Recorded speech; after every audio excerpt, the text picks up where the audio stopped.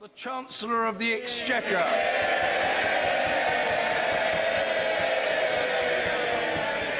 Mr. George Osborne. Mr.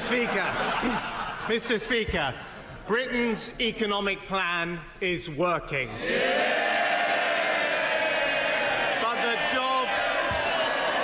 job is not done. George Osborne has just made his autumn statement against a much improved economic backdrop. This is the first time the UK Chancellor has been able to deliver this annual update to the House of Commons, with the economy showing signs of recovery. Economic expansion means higher tax receipts and better revenues.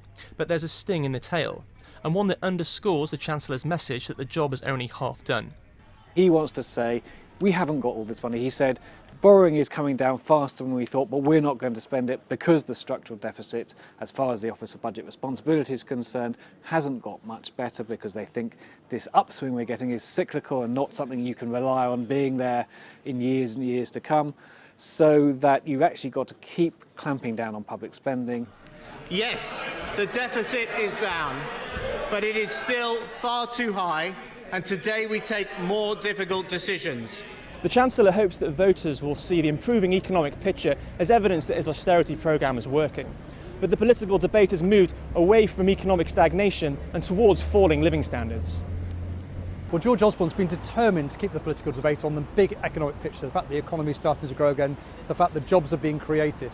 And today was his moment in the sun, if you like, the fact he would see it as the vindication of his plan A and the moment of ultimate victory over Ed Balls. And it was really striking, actually, the way that George Osborne barely mentioned until the very end of his statement cost of living questions, things like energy prices and all the rest of it, whereas Ed Balls, in his response to the Chancellor, focused almost entirely on the cost of living thing, the argument that people are now £1,600 a year worse off than they were when David Cameron came to power, and the fact that this growth is not feeding through into household budgets. It was fiscally neutral, there were no big giveaways. We found a bit of money to help people, for example, like small entrepreneurs, shopkeepers on the high street, a bit of money to tackle Labour's cost of living crisis. But overall the message was very sober.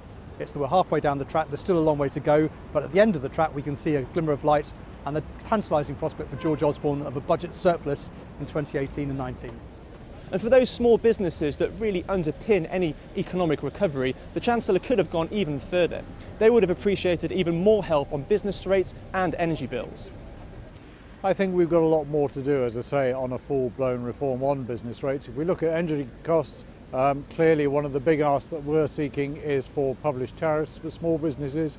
For lending for small businesses, the government could do an awful lot more, I think. We've seen the announcement today that some of the challenger banks, Aldermore and Virgin, are coming into the marketplace. What we need to be doing is seeing the government actually stimulating those alternative forms of finance as well, and making sure that the money gets through to those businesses that actually need it. Businesses in the UK would of course always appreciate a little more help from the Chancellor. But many economists warn that Mr Osborne has little room for manoeuvre on austerity, and this suits a Chancellor that has long insisted that there isn't a plan B. The question is whether voters will accept this as the economy recovers and living standards fall. Daniel Garrahan, Financial Times, London.